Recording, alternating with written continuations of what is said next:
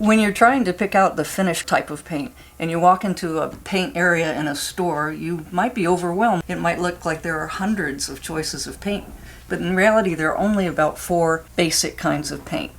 Traditional oil-based enamels are the most basic kind of paint. This is the paint that's been around for a long time. It's the least expensive, probably $25 to $35 per quart. It is very easy to apply and it covers extremely well. So if you're changing colors, this will get you to the new color faster than the others. On the other hand, it doesn't hold its gloss very well. It's the kind of paint you would consider painting once a year. If you have a fiberglass boat or even a wooden boat and you want to extend your paint job as long as possible, this may not be your best choice. The next type of paint is 1-part urethane paint. This is a little more expensive, probably $35 to $40 a quart. It's virtually just as easy to apply. The differences between this and enamel are this is going to have a much better gloss, and it will keep its gloss generally for a few years. It's extremely durable in the weather. They don't cover as well. They don't go on as thick as the traditional enamel. Generally, you want to put on multiple thin coats to achieve your color. Regular enamel comes in convenient packages for things like boot tops, or in quite a few more choices in colors in gallons if you're doing a large job. They're a pretty good choice for interior since they cover well and they're not exposed to sunlight then, or the weatherability issue.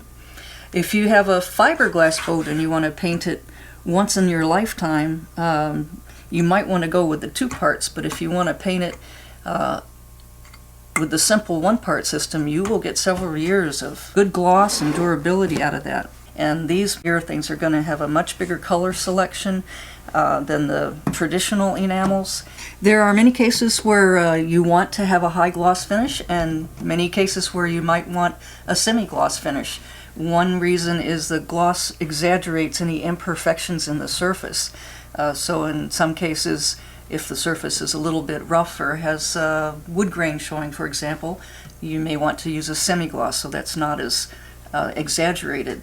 Most of the colors do not come prepackaged that way from the manufacturers. A few do come in flat.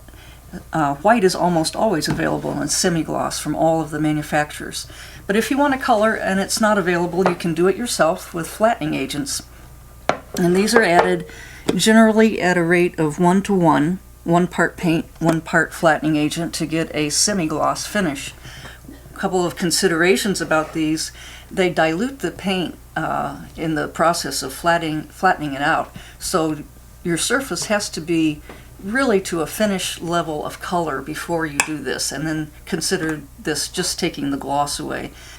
You would build up your color with the monourethane gloss, and on the last coat, add in a flattening agent. Generally 1:1, 1 part paint, 1 part flattening agent will give a semi-gloss finish. It takes a little bit of experimenting with this to know exactly how much you want to get the finish you desire, so you could mix a few small batches and make note of the ratio until you get just the level of semi-gloss that you want.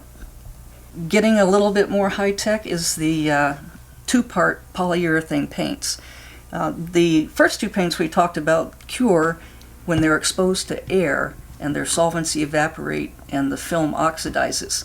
2-part paints cure because a polymerization, a chemical reaction, is occurring, and they have a base and a catalyst. That's why all the containers come in 2 sections.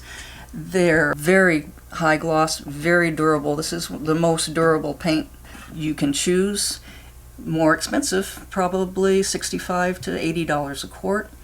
These don't work as well on wood because wood moves, it shrinks and swells, and the 2-part finishes are fairly inflexible, so they can fail on wood. Plywood you might get away with. Definitely any fiberglass surface, these are great. Then a 2-part polyurethane that is designed for really professional application is available. These are going to be generally sprayed, although they can be brushed or rolled and tipped. You're going to see those more in a boatyard paint shop than you will the boat owner doing it themselves. If you decide to go with the two-part polyurethane, it's very important to keep in mind a few things. One of them is that the manufacturer is going to recommend a very specific primer, and you should stick with that recommendation. Another is you might want to do some research to make sure this is going to be compatible if there's a one-part paint on the surface already. It may require a primer as a tie coat in case this two-part paint is incompatible with the one-part. And another area of consideration with two-part paints is that the solvents are much more toxic than the solvents that evaporate from one-part paints.